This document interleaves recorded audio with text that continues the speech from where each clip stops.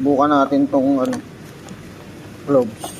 Yung kasing cloves na nandun sa restaurant, ano na yun luma na matagal na yun. Ito, subukan natin. Effective kaya to. Ihahalo sa ano, sa tubig. Ganda daw to pagkagising tsaka bago matulog. Okay, try natin.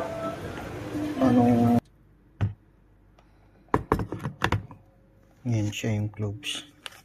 Lagyan natin para at least yan yung ating ano. Dagdagan pa natin ng konti cloves. Try natin kung anong benefits. Okay daw to okay naman siya. Ano lang natin siya tunawin. Marami nito rin sa ano kusina pero bumili ako ng bago kasi